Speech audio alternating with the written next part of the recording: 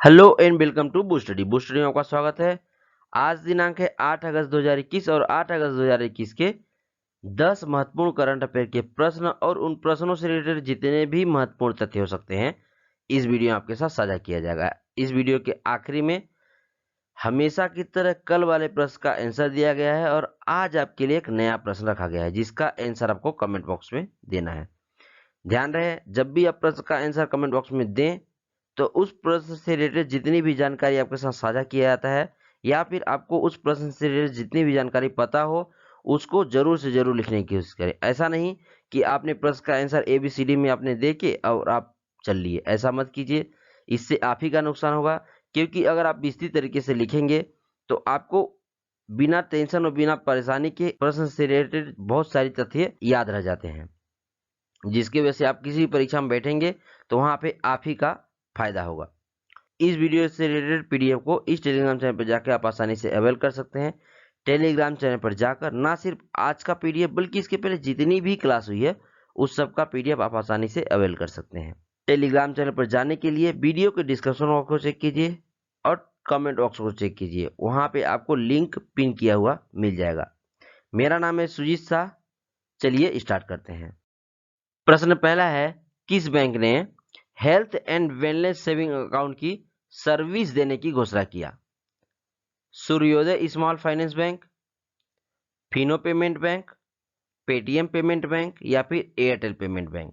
तो इसका आंसर है ऑप्शन फर्स्ट, सूर्योदय स्मॉल फाइनेंस बैंक। सूर्योदय स्मॉल फाइनेंस बैंक ने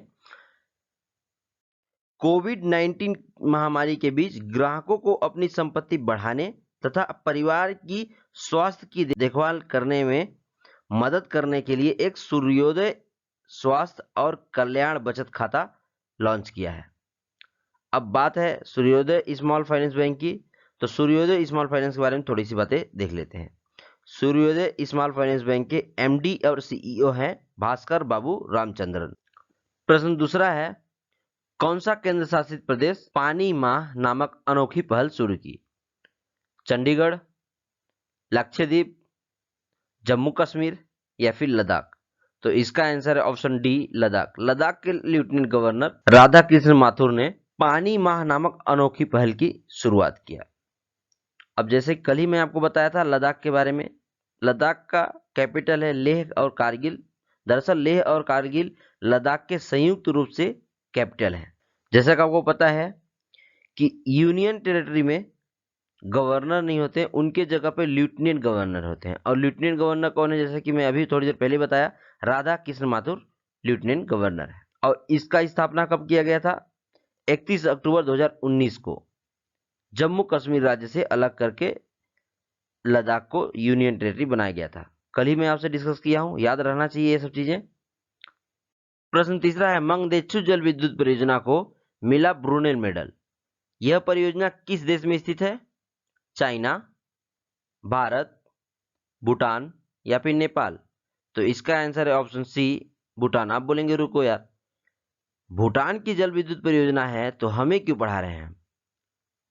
दरअसल ये जो जल विद्युत परियोजना है भारत के सहयोग से बनाया गया है, और जबकि भारत के सहयोग से बना है तो उसे अगर कुछ भी पुरस्कार मिल रहा है तो हमें पढ़ने की बहुत जरूरत है। तो मंगदेचु जल विद्युत परियोजना आपको पता चल ही गया, भूटान में स्थित है और ये भारत के सहयोग से बनाया गया था और इसे मिला है ब्रुनेल मेडल अवार्ड, याद रखना है।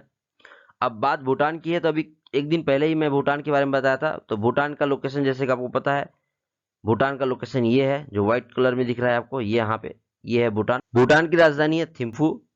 भूटान के PM है लोटे शेरिंग और भूटान की मुद्रा है नगलट्रम।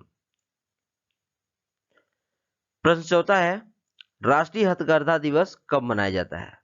6 अगस्त, 5 अगस्त, 7 अगस्त या फिर 8 अगस्त? तो इसका आंसर है ऑप्शन सी, 7 अगस्त। 7 अगस्त को राष्ट्रीय हथकरघा दिवस मनाया जाता है, यानी कि नेशनल हैंडलूम डे 7 अगस्त को मनाया जाता है। अब आपको यहाँ पे याद रखने की जरूरत है कि नेशनल हैंडलूम डे की शुरुआत, मतलब पहली बार नेशनल हैंडलूम डे कब मनाया गया था अगर पूछ लिया जाए तो आपको जवाब देना चाहिए कि 2015 में। दरअसल 2015 में पहली बार नेशनल हैंडलूम डे मनाया गया था। तो इस बार 7वां राष्ट्रीय नेशनल हैंडलूम डे मनाया जा रहा है। इस बात को याद रखना है आपको। और आपको ये भी जानना चाहिए कि यह जो दिन हम मना रहे हैं, राष्ट्रीय हथकरघा दिवस, इसे मनाया किसे जाता है? दरअसल स्वदेशी आंदोलन को मनाने और हमारे देश के समृद्ध कपड़े और रंगीन बुनाई का जश्न मनाने का यह दिवस है, आपको याद रखना है। प्रश्न 5वां है, भारत केसरी कुश्ती दंगल 2021 को किसने जीता? लाभांशु शर्मा, दीपक पुनिया, रवि दहिया या फिर सुशील कुमार? तो इसका आंसर है ऑप्शन फर्स्ट, लाभांशु शर्मा। लाभांशु शर्मा उत्तराखंड के रहने वाले एक रेसलर हैं जो कि भारत केसरी कुश्ती दंगल को जीत लिया है। और इस बार भारत केसरी कुश्ती दंगल आयोजित हुआ था तमिलनाडु में, आपको इतना याद रखना है। और ये है लाभांशु शर्मा, देख लीजिए। प्रश्न 6वां है, यूरो स्पोर्ट इंडिया ने किसको मोटो जीपी के ब्रांड एम्बेसडर के रूप में नियुक्त किया? सलमान खान, वरुण धवन, ऋतिक रोशन या फिर जॉन अब्राहम? तो इसका आंसर है option D, John Abraham. John Abraham को यूरो स्पोर्ट इंडिया ने मोटो जीपी के ब्रांड एम्बेसडर के रूप में नियुक्त किया है। तो जैसा कि आप जानते हैं, यह है जॉन अब्राहम। प्रश्न 7वां है, टोक्यो ओलंपिक में नीरज चोपड़ा ने कौन सा पदक जीता है? स्वर्ण पदक, रजत पदक, कांस्य पदक या फिर इनमें से कोई नहीं? तो इसका आंसर है ऑप्शन फर्स्ट, स्वर्ण पदक। और इसी के साथ भारत के टोटल मेडल हो गए 7। आप बोलेंगे 7 कैसे, 6 होने चाहिए। मैं बताता हूं, सब्र कीजिए थोड़ा सा। और भारत का पहला स्वर्ण पदक है ये, जो कि नीरज चोपड़ा ने दिलाया है। और नीरज चोपड़ा किस खेल से जुड़े हैं? जेवलिन थ्रो, यानी कि भाला फेंक से जुड़े हुए हैं। तो ये कौन किसे खिलाड़ी हुए? भाला फेंक के। और इन्होंने इतिहास रचते हुए ओलंपिक में स्वर्ण पदक जीता है। प्रश्न 8वां है, टोक्यो ओलंपिक में बजरंग पुनिया ने कौन सा पदक जीता है? स्वर्ण पदक, रजत पदक, कांस्य पदक या फिर इनमें से कोई नहीं? तो इसका आंसर है ऑप्शन सी, कांस्य पदक। और अब आप समझेंगे कि मैंने 7 क्यों बोला था। चूंकि मैंने 5 तो पहले ही आपको बता दिया था कल के ही सेशन में या शायद परसों की सेशन में। तो 6ठा हो गया बजरंग पुनिया का कांस्य पदक, और 7वां हो गया स्वर्ण पदक नीरज चोपड़ा का। और बजरंग पुनिया किस खेल से संबंधित है? तो बजरंग पुनिया पहलवान है और इन्होंने 65 किलो वर्ग में कजाकिस्तान के दौलत नियाज़बेकोव को 8-0 से हराकर ओलंपिक कुश्ती में कांस्य पदक जीता है। आपको याद रखना है, ये है बजरंग पुनिया। चूंकि अब तक हमने 7 मेडल के बारे में चर्चा कर लिया है, आपके मन में बहुत कंफ्यूजन होगा कौन कौन से एथलीट ने कौन कौन सा पदक जीता है। तो चलिए विस्तृत रूप से चर्चा कर लिया जाए। ये हमारे भारत का फ्लैग यानी तिरंगा है हमारा, और ये गोल्ड मेडल है टोक्यो 2020 का। ये है रजत पदक यानी कि सिल्वर मेडल, और यह है ब्रॉन्ज मेडल यानी कि कांस्य पदक। तो जैसा कि आपको पता है कि भारत अभी तक एक ही गोल्ड जीता है, जो कि नीरज चोपड़ा के जेवलिन थ्रो में हमने जीता है। ये देखिए जेवलिन थ्रो का, इसी को फेंका जाता है दूर तक, तो जो जितना दूर फेंक लेता है उसे उतना ज्यादा पॉइंट मिलता है। तो हमने बताया एक अभी तक भारत ने गोल्ड जीता है और 2 सिल्वर जीता है। एक मीराबाई चानू के द्वारा जीता गया था वेट लिफ्टिंग में, ये रवि दहिया के द्वारा पहलवानी में एक सिल्वर जीता गया था। तो 2 सिल्वर हो गए, मीराबाई चानू का 1 हो गया, रवि दहिया का 1 हो गया। तो ये 2 सिल्वर हो गए और 4 हमने ब्रॉन्ज मेडल जीता है। लवलिन बोर्गोहेन जो कि ये हैं, इन्होंने बॉक्सिंग में जीता था। हॉकी इंडिया के मेंस टीम ने ब्रॉन्ज मेडल दिलाया था। और आपको पता होना चाहिए कि हॉकी इंडिया का रिवाइवल हुआ है, लगभग 41 साल के बाद हमने हॉकी इंडिया के द्वारा मेडल जीता है। और ये है बजरंग पुनिया, इन्होंने जैसे अभी प्रीवियस पेज में ही मैं आपको बताया था कि इन्होंने कांस्य पदक जीता है पहलवानी में। तो पहलवानी से 2 मेडल हमें जीत चुका है, एक सिल्वर जीता है रवि दहिया का और एक ब्रॉन्ज जीता है बजरंग पुनिया का। और ये है पीवी सिंधु, बैडमिंटन की खिलाड़ी, इन्होंने भी एक ब्रॉन्ज मेडल भारत के नाम किया था। तो ये है टोटल 7 मेडल। आप विस्तृत रूप से देख लीजिए, टाइटल आप देख रहे होंगे, Tokyo 2020 is the best ever Olympic for India, है ना? आप भी इस चीज से एग्री करते होंगे। तो अब हमें 2024 में जो ओलंपिक होने वाला है पेरिस यानी फ्रांस में, उसमें इससे भी ज्यादा मेडल लाना है। और चूंकि आपने इसके पहले जितने भी यानी कि रियो जो 2016 में हुआ था, रियो डी जेनेरियो यानी कि ब्राजील में जो हुआ था ओलंपिक, उससे हमने कहीं ज्यादा मेडल हासिल कर लिया है। इसीलिए कहा जा रहा है कि Indian sport has change for ever. तो इस बात को हमें सिद्ध करना है। आप में से कोई अगर रेसलिंग या मान लीजिए कोई एथलीट बनना चाहता हो, ओलंपिक जाना चाहता हो, तो जरूर कोशिश करें।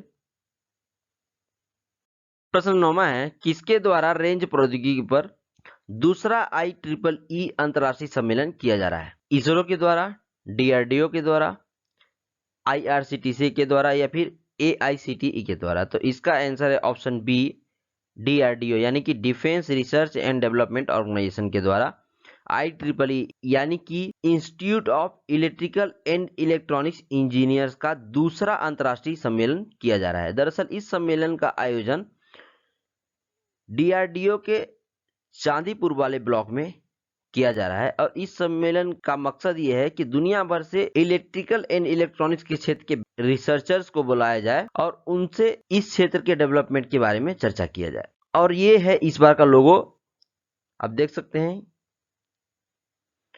अब DRDO की बात आई है तो DRDO के बारे में जान लेते हैं। जैसे कि आपको पता होगा, DRDO का स्थापना हुआ था 1958 में। 1958 में DRDO का स्थापना हुआ था, आपको इतना याद रखना है।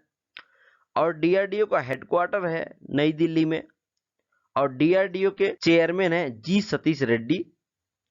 और DRDO का मोटो है बलस्य मूल्यम विज्ञानम यानी कि strength origin is in knowledge. प्रश्न 10वां है, किसने PM दक्ष मोबाइल ऐप तथा PM दक्ष पोर्टल को लॉन्च किया?